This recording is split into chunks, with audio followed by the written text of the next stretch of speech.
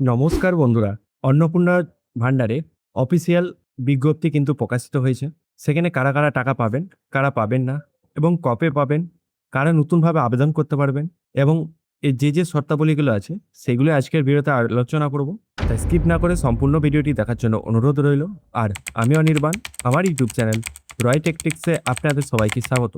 তো চলুন ভিডিওটা শুরু করা যাক। তো বন্ধুরা, এখানে আপনারা দেখতে পাচ্ছেন পশ্চিমবঙ্গ সরকার নারী ও শিশু বিকাশ এবং সমাজ কল্যাণ বিভাগ থেকে এই নোটিফিকেশনটি জারি হয়েছে।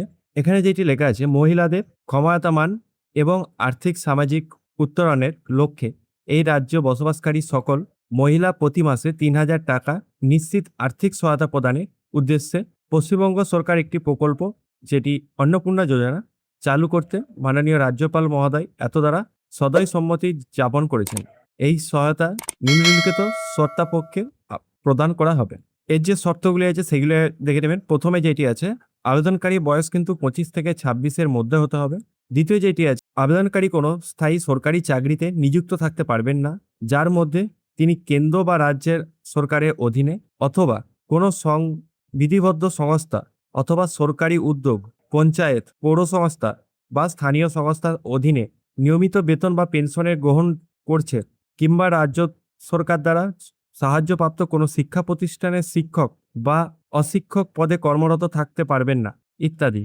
যারা এই চাকরির সঙ্গে বা এই কর্মসংস্থানের সঙ্গে নিযুক্ত আছেন তারা কিন্তু এই অন্নপূর্ণা যোজনার অধীনে থাকতে পারবেন না। বুঝা গেল? তারপর নাম্বার ৩, আবেদনকারী কোনো আয়কর প্রদানকারী হওয়া চলবে না। মানে আপনি যদি ইনকাম ট্যাক্স দেন তাহলে কিন্তু আপনার আবেদন রিজেক্ট হয়ে যাবে।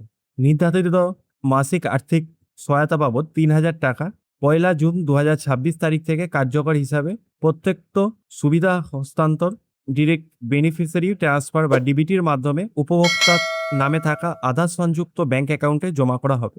মানে বোঝা গেল, আপনার যে ৩,০০০ টাকা পাবেন সেটা ১ তারিখ থেকে আপনার ডিবিটির মাধ্যমে আধার কার্ডের সঙ্গে যে অ্যাকাউন্ট নাম্বার লিঙ্ক করা আছে সেই অ্যাকাউন্টের মাধ্যমে আপনি পাবেন।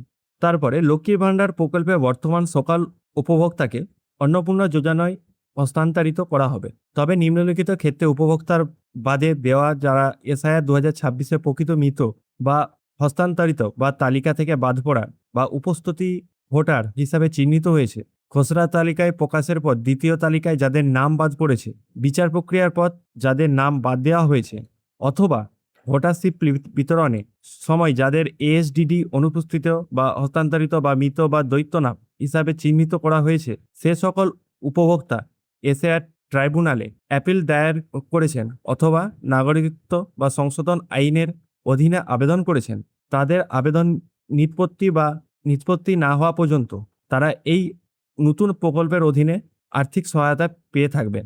একইভাবে মৃত বা হস্তান্তরিত উপভোক্তাদের নাম ভবিষ্যতে নিয়মিতভাবে তালিকা থেকে বাদ দেওয়া হবে। তো বোঝা গেল, যাদের এসআইআর ২০২৬-এ নাম বাদ পড়ে গেল ভোটার লিস্ট থেকে, যারা ট্রাইব্যুনালে আবেদন করেছিলেন বা বিচার প্রক্রিয়ার পরে তারা যারা ভোটার স্লিপ পেয়েছেন, সেই সব ব্যক্তিরা কিন্তু এই অন্নপূর্ণা যোজনায় কিন্তু আপনারা অধীনে থাকবেন। আর যারা নাম বাদ চলে গেছে তারা কিন্তু এই অন্নপূর্ণা যোজনার অধীনে থাকতে পারবেন না। নতুন আবেদনকারীর জন্য ১ জুন ২০২৬ থেকে অন্নপূর্ণা যোজনা পোর্টালে অনলাইন আবেদন সুবিধা চালু হবে। বোঝা গেল, ১ তারিখ থেকে আপনারা এই অনলাইনে যারা লক্ষ্মী ভাণ্ডার এতদিন ফর্ম ফিল আপ করেননি তারা কিন্তু আপনারা নতুনভাবে ফর্ম ফিল আপ করতে পারবেন অন্নপূর্ণা যোজনার আন্ডারে। তারপর অন্নপূর্ণা যোজনার অধীনে প্রাপ্ত আবেদনগুলি এই উদ্দেশ্যে অনুমোদিত সরকারি আধিকারিকদের দ্বারা যথাযথভাবে যাচাই বা তদন্ত করা হবে। যাচাই তদন্তের পর গ্রামীণ এলাকায় ব্লক উন্নয়ন আধিকারিকগণ বা বিডিও এবং শহরাঞ্চলে মহকুমা আধিকারিকগণ এসডিও অনুমোদনের জন্য যোগ্য আবেদনকারী তালিকা অনলাইন জেলা শাসকে সুপারিশ করবেন। মানে বোঝা গেল, আপনি যদি গ্রামে বসবাস করেন সেখানে আপনার বিডিও যাচাই করবে, আর যদি আপনি শহরে বসবাস করেন সেক্ষেত্রে আপনার এসডিও যাচাই করবে। তারপরেই কিন্তু আপনি, যদি দেখা যায় যে তখন আপনার কোনো ভুল আছে বা আপনি কোনো সরকারি চাকরি করে থাকেন বা কোনো কিছু আওতায় পেয়ে থাকেন, তাহলে কিন্তু আপনার নাম বাতিল হতে পারে। কলকাতার পৌর নিগমের খতিয়ানভুক্ত এলাকাগুলিতে এই প্রক্রিয়া কলকাতা পৌর নিগমের আধিকারিক দ্বারা সম্পূর্ণ করা হবে। অনুমোদিত আবেদনগুলির তথ্য রিপোর্ট অন্নপূর্ণা যোজনা পোর্টালে আপডেট করা হবে।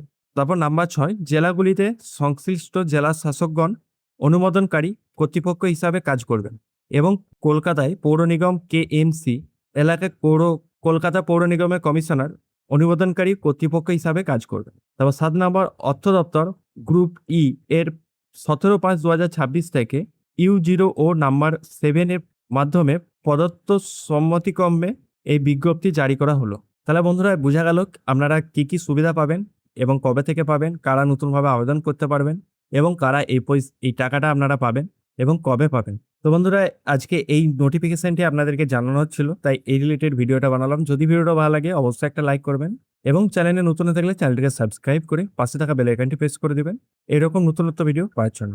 জয় হিন্দ, বন্দে মাতরম।